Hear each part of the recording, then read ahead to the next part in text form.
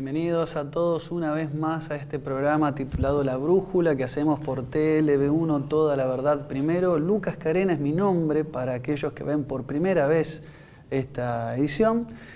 Me acompaña, como siempre, un gran amigo y colega, don Pablo Javier Dávoli. ¿Cómo estás hoy? ¿Cómo te va, Lucas? ¿Qué ¿Bien? decís? Bien, bien, acá andamos, Bueno, todo bien.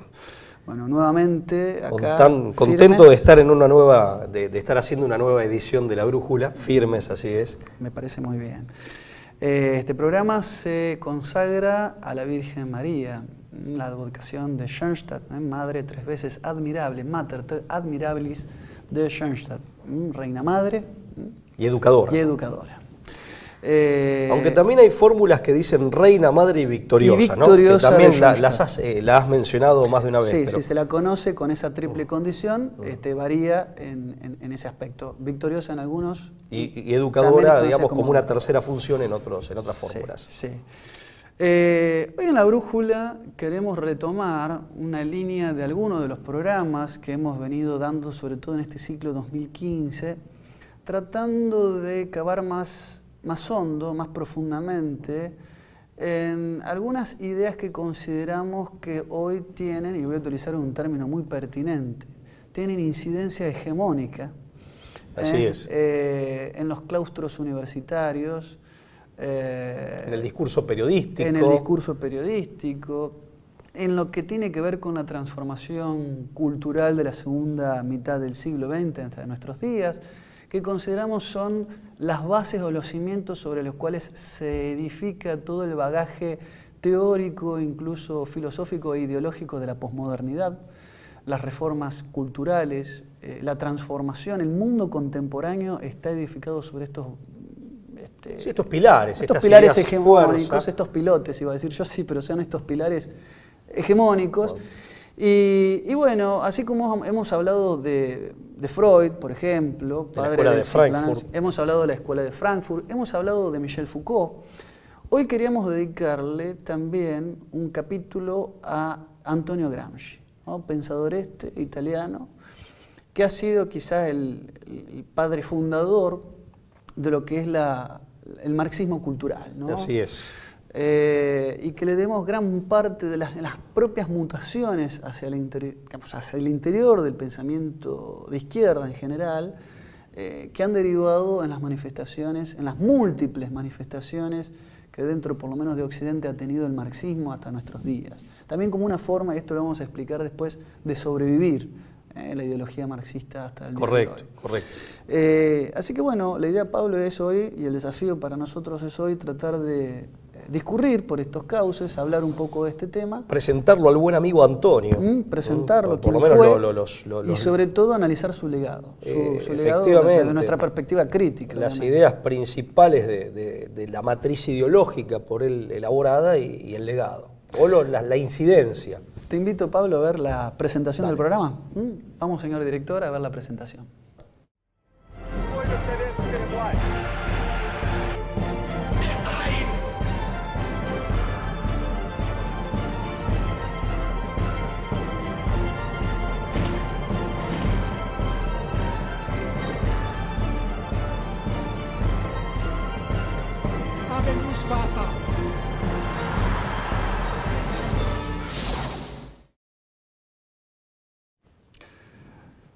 Muy bien, esto es La Brújula. Le vamos a pedir, por favor, que participe, que nos haga llegar su comentario, su aporte, sobre todo en materia de información. Hemos sido realmente, yo por lo menos me siento muy orgulloso y muy a gusto. Y gratificado. Con la cantidad de mensajes, no solamente de los halagos, que por ahí son, las adulaciones por ahí no son lo que más nos entran, sino que sobre todo el tema de la crítica, pero bien intencionada hacia mejorar la calidad del trabajo que día a día tratamos de hacer y sobre todo a manejar información de fuentes realmente muy interesantes. Algunas admito que yo nunca había escuchado ni siquiera mencionar y que me han nutrido y me nutren todo el tiempo. Así que yo críticas constructivas, respetuosas y con un sentido constructivo son más que bien recibidas. No, y muchas veces con la intención ampliatoria. Por decir, supuesto, mira, sobre esto hay muchísimo puede, más efectivamente, por este lado. Ampliando el horizonte de la información que acá ya se ha vertido, claro. Decir, bueno, incorporar más información o nuevos puntos de vista. Bueno, ¿qué decir de este tema? Antonio Gramsci es una figura que reviste una importancia sustancial para entender no solamente el mundo contemporáneo, no solamente los pensamientos quizás de matriz de izquierda, que podemos decir que hoy tienen una cabal importancia, una cabal influencia en las grandes transformaciones de nuestro siglo naciente, que es el siglo XXI. Así es. Sino que ha sido también la forma en la que se han combinado las transformaciones culturales ya desde una perspectiva distinta, de una perspectiva inducida, de una perspectiva mentada, la transformación cultural como un proceso no espontáneo ni natural, sino algo que se puede conducir, como algo en el que se puede participar activamente. Y esto tiene que ver con una de las grandes premisas del marxismo original, ¿no? Originario, que es esto de que la filosofía no tiene que interpretar la realidad, sino que tiene que transformarla. La misión del intelectual, esto es muy del marxismo, es no ser meramente intelectual. No ser, claro, es justamente no ser un simple intelectual. El ideal de la filosofía práctica. Hay una heterodoxia intelectual, es decir, en realidad tenemos que llevar a la práctica, a la acción política, incluso a la acción revolucionaria y armada, lo que se dirime desde el punto de vista intelectual. Permitime que diga esto, o que aporte esto. Sí. Propuesta esta y actitud esta del filósofo que parte de una premisa que en sí misma es teórica y es dogmática, como tal, según la cual la realidad es el producto de una constelación de poderes y las realidades sociales son el resultado más o menos directo o más o menos indirecto de la articulación del poder sobre la base, en la mentalidad economicista del marxismo, de las relaciones de producción. Con lo cual el filósofo, al repensar la realidad, se convierte en un posible actor del cambio de la misma. Claro. Pero porque la realidad tiene ese basamento estructural, ¿no? Bueno, en el poder y en los fenómenos del poder. Por eso creo, Pablo, que la figura de Gramsci es clave, porque esta interpretación del legado marxista de la transformación de la realidad, hasta Antonio Gramsci tenía ribetes, tenía matices demasiado lineales. Es decir, la revolución armada, con la experiencia soviética, la revolución de octubre del 17. El asalto al poder del Estado. El asalto al poder del Estado, que aparte se presuponía concentrado en un solo punto, no diseminado en múltiples actores o institucionalidades, era una lectura ingenua que por ahí hasta menospreciaba algo que Marx nunca debería ser menospreciado, que es el curso de la historia, es decir, que la historia tiene un devenir dialéctico en el cual podemos intervenir, pero que tiene que haber determinadas condiciones, esto en la introducción a la crítica de la economía de política de Marx, es decir, en determinado momento las condiciones de contradicción son las óptimas para generar una revolución. Se habían, obviamente me parece que malinterpretado o se habían desdibujado un poco de lo que Gramsci cree que es el itinerario inicial y genuino del marxismo, que es interpretar el circuito de la historia, el curso de la historia, y generar o promover las condiciones históricas, estamos hablando incluso superestructurales, después podemos explicar de qué se trata esto, para así llegar a la revolución armada, pero no como el inicio de algo, sino como la consolidación de un proceso. De un proceso que es punto de llegada. Y que se plantea o que se desarrolla en un plano no armado y en principio no político, al menos no en el sentido de tomar la estructura estatal, de copar la estructura estatal a través del episodio revolucionario. Dejamos esto como introducción, después lo vamos a desarrollar. Sí. Me gustaría a lo mejor ir ahora un poco a la figura de la persona de Gramsci. Es que la figura de Gramsci, digamos, la noticia biográfica que tenemos acerca de Gramsci, del Gramsci de carne y hueso, en definitiva tiene directa relación, guarda directa relación con este cambio de mentalidad que dentro del marxismo, de manera muy novedosa, Gramsci introduce. Gramsci, en primer lugar, y creo que esto tiene muchísimo que ver con su cambio de perspectiva y su postulado novedoso dentro del mundo marxista o marxiano con X, Gramsci, en primer lugar, es el único de los grandes autores marxistas que no reúne tres condiciones que sí verificamos en la mayoría de los demás. En primer lugar, bueno, nacido en 1891 en Cerdeña, correcto, en Italia, y más específicamente en la isla de Cerdeña, en el seno de una familia de clase media baja o pequeño burguesa. Su papá, Francesco Gramsci, era abogado y se había desempeñado como miembro de esa pequeña burguesía cuasi aldeana, se había desempeñado como una suerte de director general del registro de la propiedad de la localidad de donde eran oriundos. Entonces Gramsci, en primer lugar, es de los principales autores, de los principales próceres teóricos e intelectuales del marxismo. En primer lugar, la primera peculiaridad: proviene del mundo mediterráneo y latino. Proviene de un mundo todavía empapado de catolicismo. A diferencia de los otros grandes autores del marxismo, comenzando por Marx y Engels, que provenían de un ambiente predominantemente protestante, en el caso del centro de Europa, más puntualmente Alemania. No solo eso, sino que ambientes muchísimo más en donde el laicismo, de la mano del protestantismo, y muchas veces a pesar del propio protestantismo, había cobrado fuerza. Entonces, primera caracterización de Gramsci: no es un alemán, tampoco es una persona que venga del norte de Europa o del este de Europa, es un hombre que viene del sur de Europa, de un ambiente profundamente católico, de un ambiente latino, mediterráneo. Te agrego un detalle, de una Italia que históricamente sufrió de estas condiciones de división de poderes, Totalmente. Dividida en principados. Esto ya lo advertía. La fragmentación política. Ya Maquiavelo se quejaba de la división del poder que había históricamente Totalmente. en la Italia renacentista, y además con el Estado de Vaticano. Es decir, que estaba clavado en el centro de Italia. Exactamente. Che, y en el centro de la historia de Italia, no solo de la vida política de la península. Que justo en la época de Mussolini estaba ganando su autonomía, ¿no? Totalmente. Bueno, el Concordato de Letrán, en definitiva, la unificación italiana, como bien decís, un producto tardío dentro de Europa, junto con la alemana, segunda mitad del siglo XIX, el Concordato de Letrán, 1929, con Mussolini. Que le da carácter de ciudad autónoma del Vaticano. Así es, pero el Vaticano y el catolicismo como el espíritu que se respiraba por todos lados, y el Vaticano y la Iglesia Católica, o sea, como el eje de la vida cultural. Nada más lejos de la posibilidad de hacer un asalto al poder, al estilo Unión Soviética contra una atmósfera completamente la diferente dinastía a la de Marx, a la de Engels, a la de Lasalle, a la de Trotsky, a la de Stalin. Una atmósfera completamente diferente. La latinidad, el mundo del Mediterráneo, un mundo empapadísimo de catolicismo, con el Vaticano a 2 cuadras, por así decir. En segundo lugar, siempre comparando con las figuras, con los teóricos más importantes del movimiento comunista. Es uno de los pocos, si no el único, que proviene de clase media baja y de un sector no rural, pero cuasi aldeano. ¿Correcto? Un campesinado, podríamos decir. Claro. O sea, y que se crió y se formó, si bien él se forma a partir de 1911 en la Universidad de Turín, gracias a una beca de una fundación, que se formó en su adolescencia y en su niñez en el contexto de una sociedad, como bien decís vos, cuasi campesina. Claro.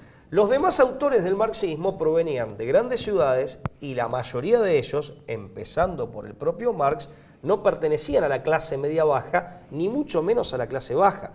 El caso más claro de esto es el de Braunstein, Lev Davidovich Braunstein, más conocido como León Trotsky. Claro, que eran personas incluso muchas de ellas adineradas. Entonces aquí hay una diferencia de ambiente cultural, de nacionalidad, pero también de clase social. Condición económica y clase social. Y también, y esto hay que recalcarlo, y volvemos a la atmósfera cultural, ya no solo del entorno social, sino la atmósfera cultural familiar.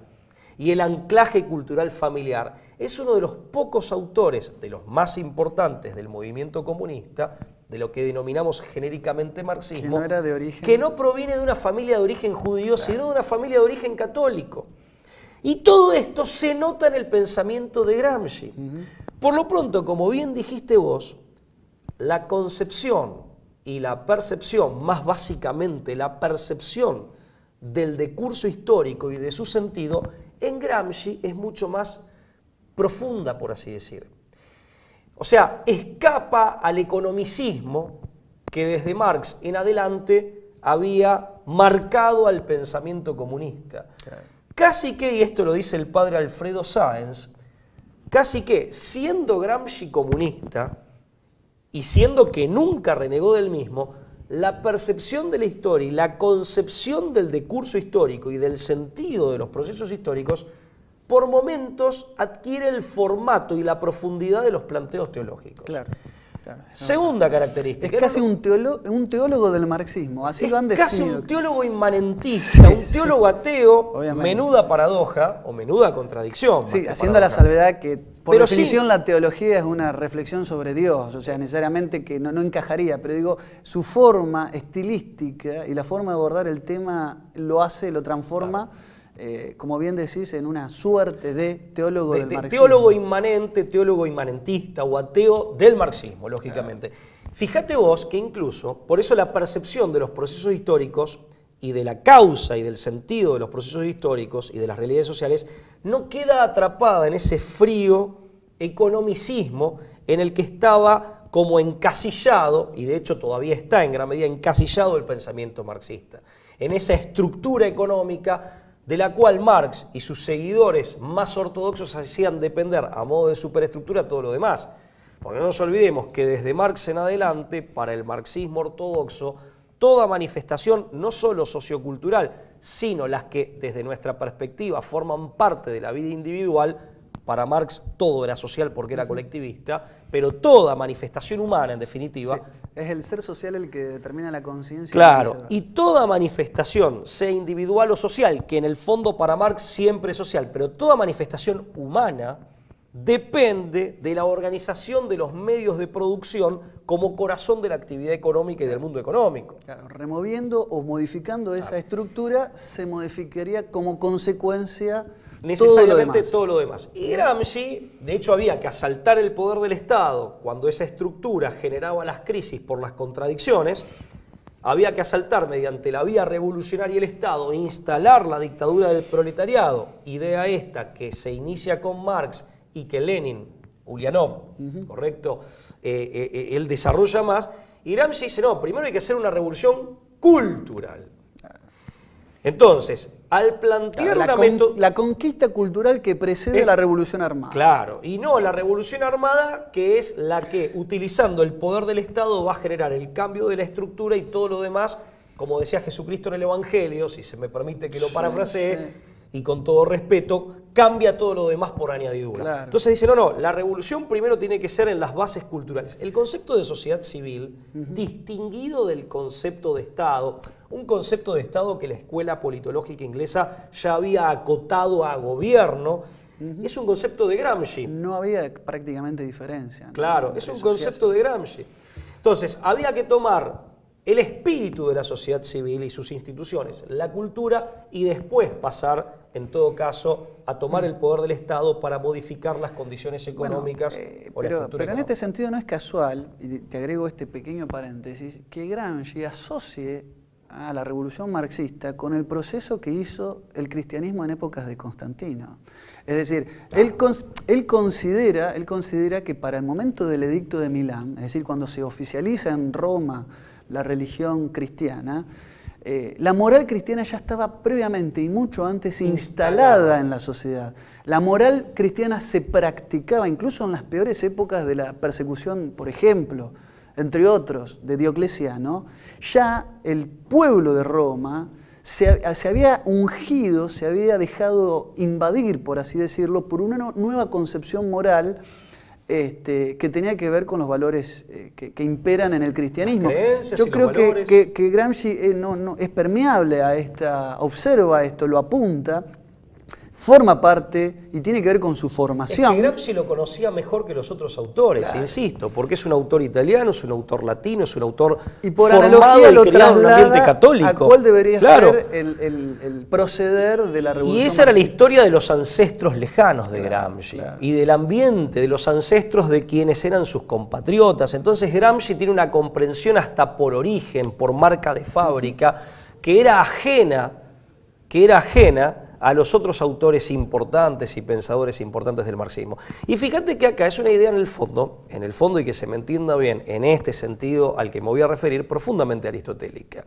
Aristóteles en la política planteaba con muy buen tino que la vigencia y la perdurabilidad de un régimen político, de una constitución en el sentido no formal sino material, dependía de la paideia, es decir, de la educación, no en el sentido enciclopedista, sino en el sentido griego o greco-latino de la paideia, es decir, de la formación integral de la persona y de la persona en la polis o en la sociedad. Entonces, Gramsci repite este concepto, pero lo pone al servicio de la revolución. Bueno, perdón, algo de esto había vaticinado Louis Althusser, también desde una perspectiva más cercana al estructuralismo francés, pero cuando él hablaba del aparato ideológico del Estado, o sea, para Marx el Estado era una especie de agente que en apariencia hacía las veces de árbitro, pero en realidad el Estado burgués... Es un instrumento de dominación de la clase dominante. Claro, que lo que hacía era garantizar las relaciones de dominación, era un garante de las relaciones de explotación. Entonces, remover el Estado burgués para Althusser ya no tenía solamente que ver con el aparato represivo del Estado, sino que el Estado ejercía una presión ideológica a través de la educación. Digo, volviendo a este paralelismo claramente que aparece la misma paideia conexión de Aristóteles. Entonces decía, en realidad lo que hay que cambiar es la educación burguesa y los modelos de vida que son condicionalmente burgueses en la sociedad para establecer la revolución. Y lo que tiene de interesante es que descubre algo y denuncia algo que durante muchos años fue negado, pero que jamás se le hubiera escapado a un hombre del medioevo ni a un hombre greco-latino de la época clásica. El liberalismo presumió en lo jurídico y también en lo educativo, so pretexto de ser científico, pretensión que también el marxismo asume para sí, ¿correcto? Sí, se autoadjudicaba esa condición. Claro, presumió de asepsia ideológica. Claro. Y lo que Gramsci está diciendo es que siempre se adoctrina. Claro. En este sentido, quita la máscara al liberalismo y a la burguesía como clase dominante. Pero en realidad lo que hace es denunciar algo que perfectamente podría haber denunciado o marcado o observado Aristóteles. O cualquier medieval. Decir, mire, cuando usted está formando, y lo mismo el derecho siempre tiene un núcleo ético. Esta idea que él señala del derecho separado de la moral y de un derecho aséptico, como si fuera un conjunto de reglas técnicas que no tienen nada que ver con una concepción de la persona, de la sociedad y de los valores, una determinada concepción ética, es mentira. Entonces Gramsci se da cuenta de esto. Lo que pasa es que retoma aquellas viejas enseñanzas, denuncia la falsa asepsia ideológica del derecho liberal, de la educación liberal enciclopedista, pero él lo pone al servicio de un proyecto comunista. Ahora, al plantear la nueva metodología, que sin ningún lugar a dudas sobre bases más realistas, es una metodología mucho más exitosa, mucho más eficiente, tiene deficiente lo que tiene de imperceptible, también, y él creo que o no se apercibió o no lo quiso admitir, pone en crisis los basamentos, los postulados ideológicos fundamentales del marxismo, porque implica negar el economicismo del marxismo y la diferencia entre estructura y superestructura. Claro, o consideran que digamos, deberían ser adaptados a una realidad postrera. Claro, posterior. pero Marx lo plantea con el dogmatismo propio. Y aparte, es verdad que Marx Marx pretendía que eso era universal para todas las épocas. La historia del hombre es la historia de la lucha de clases. No importa la época, siempre la estructura económica o el modelo de acumulación es lo que condiciona todo lo demás. Sí, eso es cierto. Yo creo que también hay que agregar lo que decís, me parece fabuloso, me parece un muy buen resumen de lo que es el nacimiento del pensamiento. Yo no creo, sinceramente, que Gramsci solo haga una elucubración desde postulados simplemente teóreticos, sino también que él vio desde la praxis los fracasos de la revolución desde la Liga Espartaquista. En Alemania. Digo, la Liga Espartaquista no es por los espartanos, sino por Espartaco. No por Espartaco, sí. O sea, no por Esparta, sino por Espartaco, el esclavo. El esclavo romano. Karl Liebknecht, ¿verdad? Y Rosa Luxemburgo. 1919 en la naciente y fallidísima República de Weimar. De Weimar.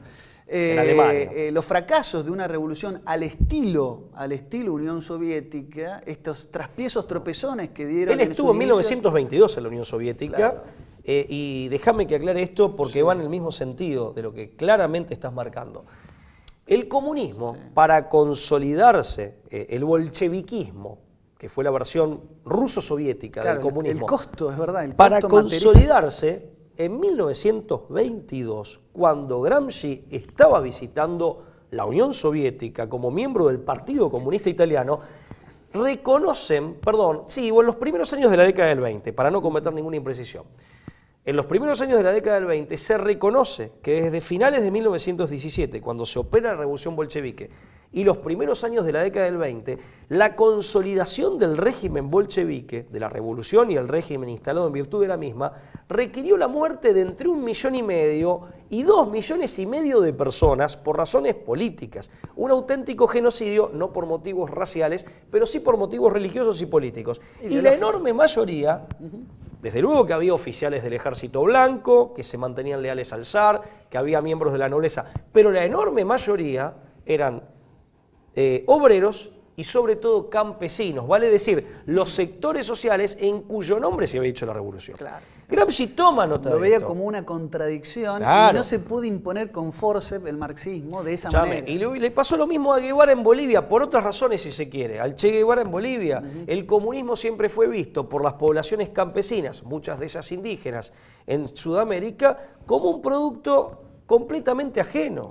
Sí. Pese a que reclamaba también aquí en Latinoamérica hablar en nombre de y representar a aquellos mismos que de pronto o lo miraban con indiferencia o abiertamente lo rechazaban. Y ahí Gramsci, que se casa con una mujer rusa, que tiene un hijo, elucubra la idea de la revolución cultural.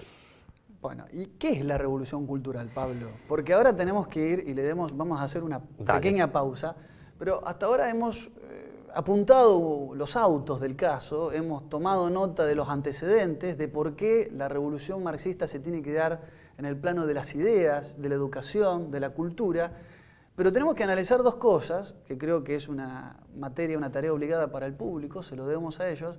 ¿Qué es la revolución cultural? ¿En qué consiste? ¿Y cuáles son sus consecuencias? Que ahí es donde ¿cuáles son sus estrategias? Yo soy muy crítico, ¿no? Es decir, si tiene algo de constructivo o termina resolviéndose o diluyéndose, por no decir periclitando, en una ideologización absolutamente destructiva y autodestructiva de Occidente. Perfecto. Pero eso lo vamos a dejar picando para discutirlo después de la pausa. Por favor, usted que está del otro lado, no se vaya.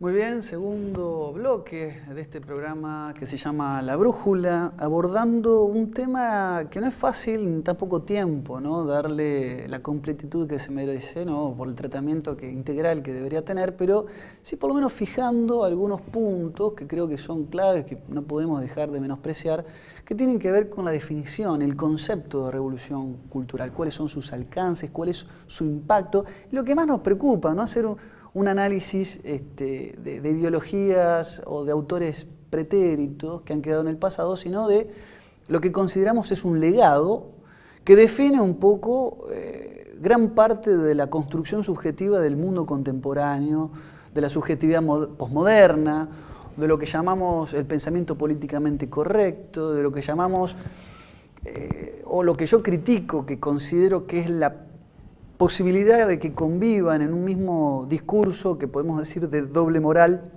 una ideología de izquierda, demagógica, que se queda en la discursividad, pero que convive en la praxis. Que es mero relato. Claro, que es un relato, que es casi una especie de enjundia artificiosa para poder quedar bien con las masas, con el populacho, con la plebe, con la turba.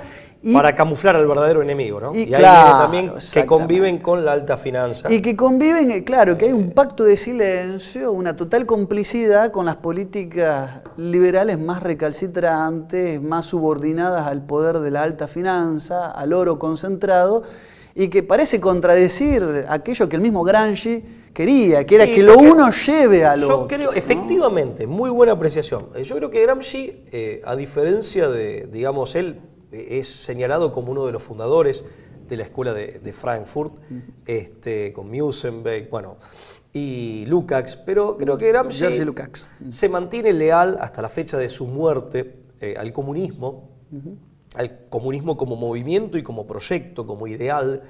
Y bueno, creo que era sincero, más allá de sus contradicciones, pero creo que en él había sinceridad en esto. Escribió Tras las rejas, esto hay que decirlo. Estuvo preso, condenado a 20 años a partir de finales de la década del 20, es liberado por razones de salud en el año 37, si no mal recuerdo en abril, y a los pocos días muere. Y son famosos sus escritos, en realidad eran comentarios, son famosos sus cuadernos de cárcel, que es la compilación de sus escritos, en donde él ahí desarrolla gran parte de su pensamiento, tal cual. Mirá, Gramsci primero, y antes hablábamos de la profundidad de su percepción histórica y de su concepción histórica, que por momentos nos recuerda a las elucubraciones de los teólogos, pese a su condición de ateo y de comunista, digamos. Gramsci veía en el marxismo, veía en el comunismo como movimiento, el fruto maduro de la modernidad. Un fruto maduro que tenía etapas propiciatorias y preparatorias, instancias previas, cuyos hitos básicamente eran como etapas escalonadas, revolucionarias, que conducían a la revolución máxima, que era la encarnada por el marxismo. Algo así como la cereza del postre. Efectivamente. Y en ese proceso estaba primero el Renacimiento, con su antropocentrismo. Aquí no nos referimos con el humanismo, pero no en el sentido de interesarnos por el hombre, lo cual en principio es sano y a primera vista por lo menos luce bien y agradable, sino ese antropocentrismo que implicaba desplazar a Dios, ¿no? O sea, en segundo lugar la Reforma Protestante y en tercer lugar la Revolución Francesa de 1789 sobre la base de las ideas demoliberales, sobre todo la democracia, el democratismo rusoniano combinado con las ideas liberales cuyo padre fue John Locke. Y él decía que en definitiva de acá también vienen los basamentos de los que se nutrió el marxismo, no solo las instancias fácticas que propiciaron su advenimiento, que lo anticiparon y que fueron preparando el terreno para su aparición, sino que de acá también podemos distinguir los distintos ingredientes de los que se ha nutrido el marxismo, que para él son el idealismo alemán como aporte ideológico, son como progenitores de una genealogía del marxismo. La literatura y los episodios revolucionarios de la Francia de finales del siglo XVIII, vale decir, de la Francia revolucionaria. Sí. Ellos mismos han admitido la analogía entre la toma de la Bastilla y la revolución rusa del año 17, ¿no? Es decir, como cierto, el palacio, como el palacete asaltado por el pueblo. Esta es la continuación y la hay un el claro, perfeccionamiento. Una imagen especular entre ambas revoluciones. Y el desarrollo del capitalismo liberal industrial inglés, que es el aporte económico, o sea, el aporte ideológico, el idealismo alemán, el aporte político, la literatura revolucionaria francesa y los episodios a los que esta dio lugar en el 1789 en adelante, y el desarrollo, el aporte económico, el desarrollo del capitalismo liberal e industrial británico, inglés. Bien, en ese contexto él inserta el marxismo, como decíamos antes, como fruto maduro. ¿Cuál es? Y él también, al hacer esto, redefine al auténtico enemigo del marxismo. Él dice, y esto tiene que ver, de alguna manera, aporta un principio de explicación a la paradoja que vos planteabas, esa coexistencia de marxismo cultural, en definitiva, que muy a pesar de Gramsci se terminó produciendo entre el marxismo cultural y las formas más cruentas y más salvajes del capitalismo liberal, en particular la alta finanza, o el trono de oro, por así decir. Porque Gramsci decía, en realidad el enemigo no es la burguesía, el enemigo no es una clase dominante en particular. Gramsci, a caballo de esta concepción más profunda, que se le debe a su formación clásica y al ambiente cristiano en el que él se crió, del que él renuncia. Y hasta más compleja, menos lineal. Totalmente. Gramsci identifica como el enemigo de la revolución, e incluso a la luz de lo que había pasado en la naciente Unión Soviética, en el sentido de trascendencia. Claro. Cuya encarnación es la religión, en particular la religión católica, y cuya institucionalización y cara visible es la Iglesia Católica Apostólica Romana.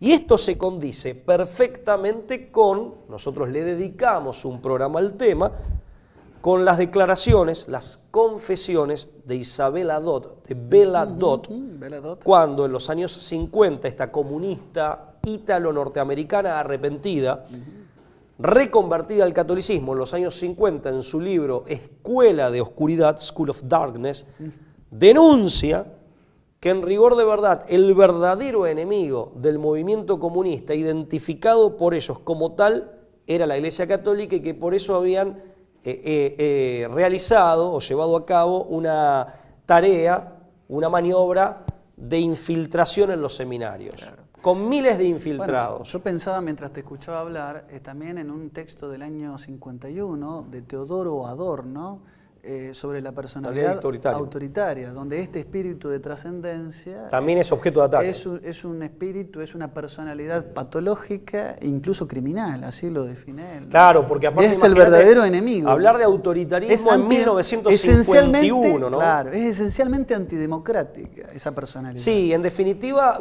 siempre lo hemos dicho cuando hablamos de la Escuela de Frankfurt, en definitiva Adorno convierte un problema, el autoritarismo, un problema netamente político, al definirlo de esta manera, lo convierte en un problema psicológico, en un problema de la personalidad que ameritaría medidas terapéuticas eventualmente o reeducativas, con todo lo que esto puede llegar a implicar.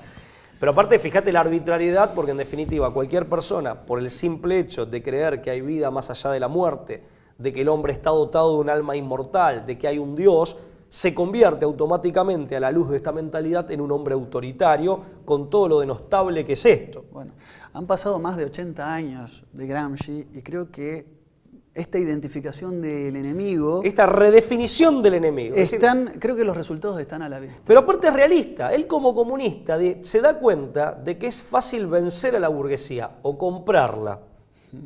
Eventualmente yo creo que en la práctica, y más allá de Gramsci, se compraron mutuamente.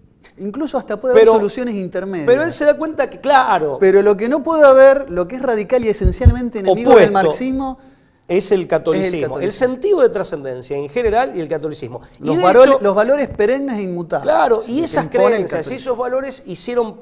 Era lo que ofrecía resistencia, había hecho fracasar las revoluciones en Hungría, en el sur de Alemania, y era lo que estaba dificultando la consolidación del régimen. Porque para colmo, el sentido de trascendencia, ¿dónde se mantenía en aquella época mucho más arraigado? En las clases o en los sectores sociales más humildes.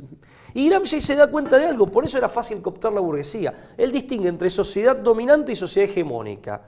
Hay que apuntar, o la guerra cultural se dirime en la sociedad hegemónica. La sociedad hegemónica está constituida por todos, hoy diríamos, todos los factores productores de sentido, diríamos hoy en día.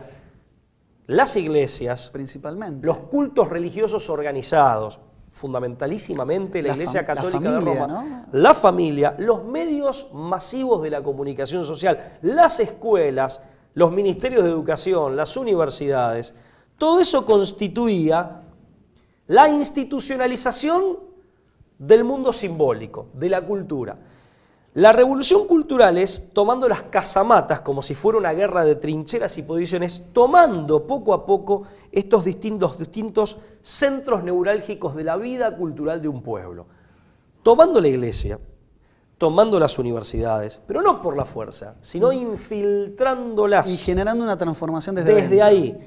De esa manera se cambiaba la sociedad hegemónica, básicamente las corrientes de opinión dominantes, los valores considerados fundamentales o considerados principales, el código axiológico, el ethos de una sociedad, hasta cambiar el modus vivendi y después se pasa a hacer la revolución política que cae como por su propio peso. Claro. Ahí está la matriz completa del itinerario gramsciano. Y ahí se hace una inversión del planteo marxista originario. El problema está, y la consecuencia está, que, insisto, han pasado 80 años y sigue habiendo una discursividad fallida, intentona o bajo los oropeles de la revolución cultural, que en el fondo termina siendo cancerígena, que termina siendo destructiva, que se queda en el asalto a las instituciones promotoras de un sentido, que promueven determinado sentido, pero que no pretenden o están cómodas instalar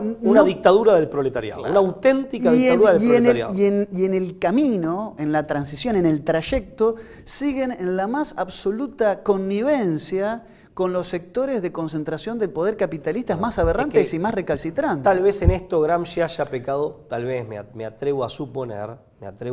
Incluso de ingenuo, porque el capitalismo financia y promueve ciertos grupos de choque que incluso encandilados y maravillados por la revolución cultural siguen siendo funcionales, profanando iglesias, generando tropelías, atropellos, sin advertir que en el fondo son realmente un instrumento artificioso y artificial de instauración de un modelo cada vez más concentrado donde el 1% de la población tiene más del 70% de los recursos económicos. Totalmente de acuerdo, termina siendo funcional a eso y termina siendo la matriz cultural que, porque aborrega, porque genera ilusiones que son impracticables o incumplibles. Idiotas útiles genera el modelo. Totalmente, porque camufla el verdadero enemigo por diversas razones y circunstancias, termina, por diversas razones, mejor dicho, por diversas razones termina siendo funcional a esa estructura de dominación que es eminentemente oligárquico-plutocrática.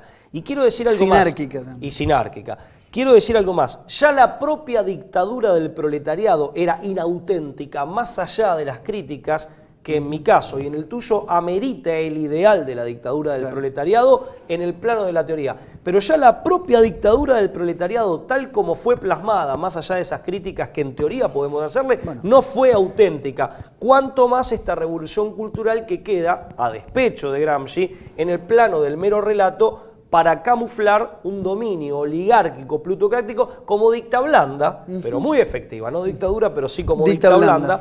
Dulcificada, pero muy efectiva. Quizás eso explique por qué no somos comunistas, ni vos ni yo. Porque ni lo uno ni lo otro son no solo deseables, sino también viables. Bueno, ninguna de las dos cosas le hemos dedicado ya un programa al financiamiento del movimiento comunista desde sus orígenes por parte de casas bancarias de altísimo nivel. Y también a los crímenes del comunismo. A los crímenes del comunismo como su resultado silenciado, natural. Ahí está también el complot por la sociedad hegemónica. El pacto de silencio. Por lo que Gramsci denominaría los factores de la sociedad hegemónica. Están las editoriales, los grandes medios de la comunicación social, las escuelas, los periodistas, etc. Le dedicamos un programa también a la Escuela de Frankfurt el año pasado. De la Escuela de Frankfurt, yo creo que la Escuela de Frankfurt tiene dos distinciones con Gramsci, pese a que Gramsci fue uno de sus fundadores. Pero fue uno de sus fundadores y se retira. Claro. Él sigue siendo un comunista convencido. La Escuela de Frankfurt no tuvo problema. Una vez que asciende el nazismo en Alemania, lógicamente eran comunistas o de orígenes comunistas, y la mayoría de los autores provenían de familias de origen judío, con lo cual necesariamente tuvieron que emigrar. O sea, en 1933 ganan las elecciones Hitler, bueno, y los miembros del Partido Nacional Socialista llegan al Poder Ejecutivo, a la Cancillería del Reich, se van, se exilian. Pero ¿y cómo terminaron? Pero fíjate, lo principal terminan en la Universidad de Princeton, trabajando para la Fundación Rockefeller. Ahí está, ahí está. Y trabajando durante décadas en las grandes universidades norteamericanas. Para el Instituto Tavistock. Para el Instituto Tavistock, que fue el laboratorio universal de lavado de cerebro. Bueno, esa es una primera diferencia. Gramsci sigue siendo comunista, un comunista heterodoxo, pero comunista convencido del fin, y muere prácticamente preso. Está preso desde finales de la década del 20 hasta 1937, casi que lo liberan por piedad, tenía una condena a 20 años, y muere al poco tiempo pobre, bueno, una mala situación. Segunda diferencia, Gramsci trabaja mucho sobre... y acá hay una diferencia de superioridad intelectual, si se quiere, o de otro abordaje científico respecto de la Escuela de Frankfurt. Gramsci trabaja mucho sobre la faceta racional, sobre el mundo de las ideas. Ojo, Gramsci hablaba de infiltrar instituciones encargadas de la vida cultural, como las escuelas, las iglesias, las universidades. Gramsci hablaba de... Quizás no utilizar ese término... tergiversar la historia. Quizá de transformar o de modificar. Claro, pero transformar incluso la historia, el relato del pasado. O sea, esto está en línea con algo que ya se había inventado previamente, las leyendas negras. Claro. La hispanidad... Alimentar las leyendas negras. Alimentar leyendas negras. Generar una campaña de desprestigio. Gramsci, por ejemplo, habló de establecer mecanismos de estigmatización. Vale decir, si yo te catalogo con un determinado epíteto, con un determinado calificativo que descalifica, darle a esto una connotación negativa tan poderosa que una descalificación así en público genere automáticamente que la gente ya no te escuche ni te dé crédito. Claro. La estrategia o la táctica, mejor dicho, del mote o de la estigmatización. Salvo esto último, Gramsci en general operó sobre las facetas racionales. La Escuela de Frankfurt, que también tenían otros orígenes sus autores, los otros autores, Adorno, etcétera, trabajaron más con el inconsciente porque tenían una base freudiana. Claro, partieron de ahí, bueno, ahí está lo que hemos hablado de la utilidad, los usos de Freud en otro programa. Claro, también, ¿no? que para Gramsci, yo creo, no digo que no lo haya conocido, no lo sé, pero que está ajeno a su pensamiento. Es un hombre que pertenece a otro orbe intelectual y que ha tenido otra formación. Es más, Gramsci no era originariamente marxista. Gramsci empieza como nacionalista sardo, muy jovencito, se hace socialista y recién después, sobre el final de su carrera universitaria, pica el comunismo, ya llegando a la década del 20. Bueno, entonces es un autor distinto que vale la pena estudiar, que da consejos, o sea, que tiene observaciones muy agudas. Yo creo que ¿cómo puedo decir? Su lealtad hacia sus propias ideas es algo encomiable, en cierto sentido, respetable. Es un autor peligroso también. Yo creo que el aporte que él hace al marxismo es un aporte letal, no para el marxismo, sino para quienes no lo somos. Claro. Porque ahí hay mucho de su inteligencia y él recoge mucho de la sabiduría tradicional, hay que reconocer, pero lo aplica al marxismo. Su astucia y su inteligencia y su gran bagaje intelectual. Déjame decir esto, Pablo, y esto para muchos jóvenes que nos miran. Nosotros hablamos siempre sin ánimo de inducir el pensamiento ni conducirlo, simplemente nos expresamos y hacemos lo posible para tratar desde la razón también de imponer argumentos que creemos que son válidos o que tienen algún tipo de validez o que tienen un calibre definido por sí mismos, los argumentos, más allá de nosotros. Pero muchos jóvenes que con cierto idealismo genuino, jóvenes que creen en la transformación social, que no quieren estar supeditados a poderes concentrados, que no les gusta estar bajo mecanismos de observancia plenamente ingenierizados, hay que también utilizar estos temas de discusión para saber identificar y advertir cuando uno se empieza a transformar en una plataforma de estupidez útil.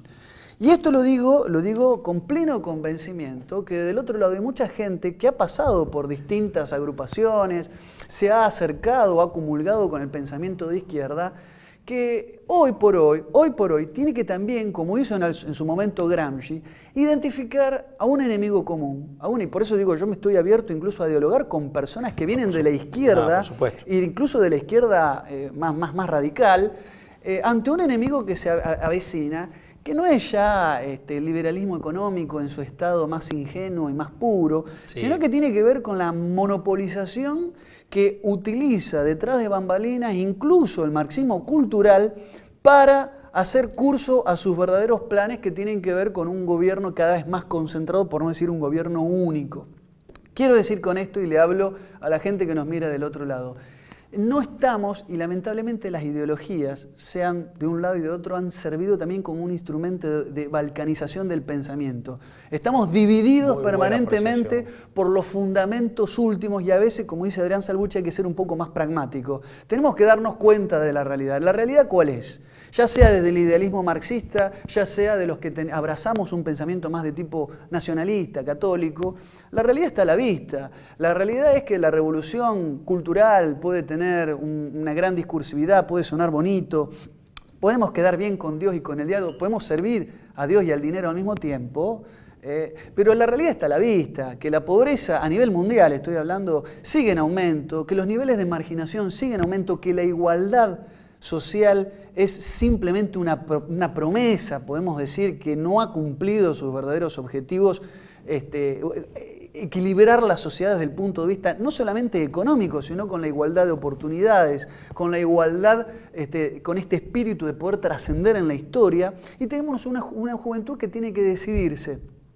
O es apática, ha perdido toda capacidad o toda utopía de transformación, o se inclina por responder a un modelo que, como un oxímoron, le permite hacer uso y abuso de un marxismo en el plano de la cultura, asaltando templos, generando marxismo, como yo digo, marxismo de café de Recoleta, marxismo de guantes blancos. Un marxismo caviar. Claro, un marxismo donde tomamos sushi, tomamos champán, comemos sushi, bien digo, pero que se queda en esa retórica perversa, en las peores formas de perversión, que tiene que ver con un comunismo mitigado, incluso como un comunismo que ha perdido sus verdaderos orígenes revolucionarios y transformadores. Un comunismo que es con el que ya ni con el que ni siquiera me siento atraído de dialogar o de discutir ningún tema, que es un comunismo, podemos decir, jueguito para la tribuna, de pan y circo. Y eso me parece que es el resultado del marxismo en sentido gramsciano utilizado al día de hoy desde una estrategia desestabilizadora, balcanizante y divisoria, ¿no? Sí, que genera el fantasma que reina a través de la enemigos división. Inexistentes o enemigos que no lo son, al menos no lo son en un sentido de radicalidad adversarial. Pues es que porque hasta como adversario, el idealista comunista es un loable enemigo ideológico, pero ahora ni siquiera. Hay repetidores de ideas preconcebidas. Esa es una discusión que se da que son vomitivas, en el ámbito de lo que sí, eso es una discusión que se da, que está silenciada en gran medida por la sociedad hegemónica, que está silenciada por las razones que muy bien vos exponés. Hay que ver quiénes son los dueños de esta sociedad hegemónica o de los instrumentos de cultura de esta sociedad hegemónica, pero esa es una discusión que dentro del pensamiento de izquierda, si es que esa palabra se puede seguir utilizando, se da. O sea, entre la gente de izquierda está ese debate, como está el debate de los crímenes del comunismo, el famoso libro negro del comunismo. Bueno, entre ellos se da. Hay gente claro, el libro negro del comunismo. La cantidad de desilusionados que hay, la cantidad de personas que han pasado por las filas, bien digo, del comunismo militante, y hoy se encuentran como en una nebulosa de desorientación. Decepcionados, es terrible, es terrible. Pero por lo que ellos advierten como, digamos, una desvirtuación o una capitis diminutio de su propia propuesta ideológica, claro. Más allá de que nosotros esa propuesta ideológica le hemos hecho y le hacemos críticas muy duras desde lo teórico, pero que tienen incidencia práctica. Claro. Pero esto es un paso más allá. Ya ni siquiera hablamos de la ideología, de la ortodoxia en puridad y de la doctrina en puridad, sino que hablamos de una instrumentalización perversa que tal vez esté desde el inicio y que implicó usar a muchos comunistas sinceros, usarlos de profiláctico, que se me permite la expresión, comunismo desgonzado grosera, en una instancia de profilaxis. Pero, claro, una expresión grosera, pero que no intenta sinceramente ofender a nadie, sino ser elocuente y breve al mismo tiempo. Que se entienda qué quiero decir con y claridad. Que la digo incluso con mucha, digamos, sin ambajes. Sin ambajes y aparte sin ánimo desde luego de ofender ni de escandalizar a nadie. No, lo que te iba a decir es, para mí la gran divisoria de agua desde el punto de vista, si volvemos a las grandes ideas, en este sentido Gramsci creo que lo tenía claro, yo opto por la posición contraria, volviendo al campo de las grandes ideas y al campo de la matriz teórica, ideológico-doctrinaria. La gran divisoria de aguas es trascendencia o inmanentismo. No inmanencia, porque la trascendencia, en definitiva, ilumina a lo inmanente.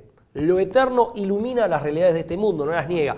Inmanentismo es absolutizo las realidades de este mundo negando la eternidad. Entonces, bueno, la gran disyuntiva... el fondo de la cosa. El fondo, Gramsci lo detecta bien. Es una guerra entre lo inmanente y lo trascendente. Mucho mejor que Marx. Y yo comparto con que el gran dilema es ese. Es una guerra entre lo inmanente y lo trascendente. Él opta por ser inmanentista, ¿no? Y al sentido de trascendencia, verlo como una caricatura o como una mera fantasía. Sí, un inmanentismo que se queda en la simulación, porque ellos tuvieron que embalsamar el cadáver de Lenin y exhibirlo para transformarlo en una especie de figura angelical y cultural, mística, objeto de culto. Mística, cultural y en última instancia religiosa y trascendente. Religiosa en el sentido y trascendente en el sentido psicológico. Claro. No ontológico, digo bien, no ontológico, pero sí psicológico.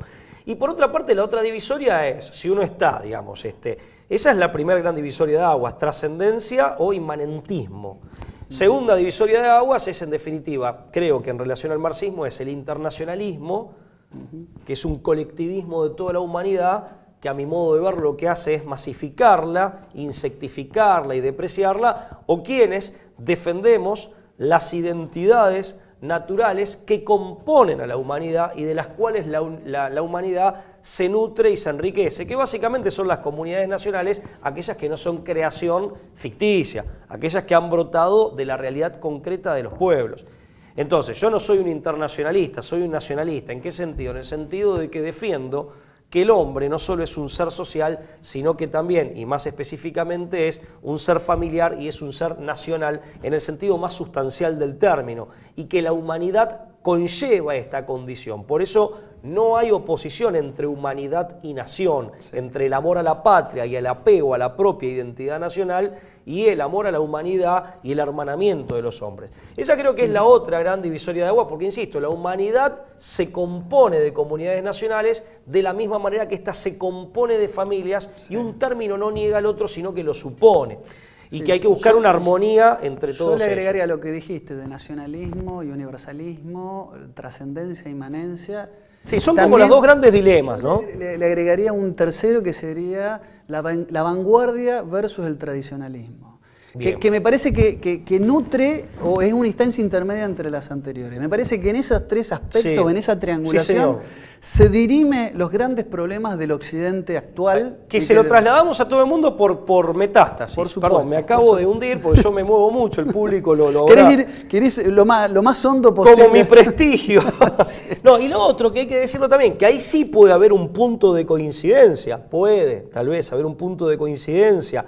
Un punto. Ojo, vamos a poner las cosas en su justo término, o un puente para el diálogo es desde el punto de vista económico de la producción y distribución de la riqueza, quienes pensamos que el principio es el destino universal de los bienes y la propiedad privada un derecho natural secundario, correcto, pero supeditado y al servicio de ese destino universal de los bienes, y quienes absolutizan la propiedad privada, que en la práctica y la libertad de mercado absolutizada sin ningún tipo de límite ni ético ni jurídico, que en la práctica conduce a la concentración de la riqueza más abyecta, generando toda esa pobreza.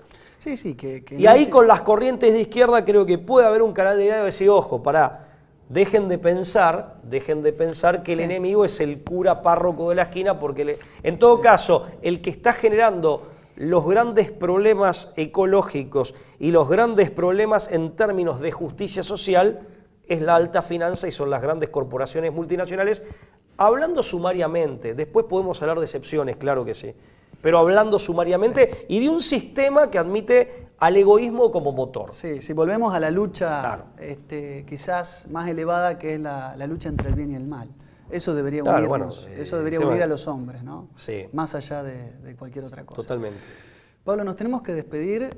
Ya el operador nos está haciendo seña de que nos está retando. Nuestra retórica dice que le gusta mucho, me lo dijo una vez, pero que nunca se agota, es inagotable. No, hablando en serio, nos tenemos que ir. Les agradecemos a todos por nutrirnos siempre con su opinión. Nos vamos a reencontrar, si Dios quiere, la semana que viene por esta misma señal, por este mismo canal, que es TLV1, toda la verdad primero. Muchas gracias, como siempre. Hasta la semana que viene, si Dios quiere. Por estar. Chau.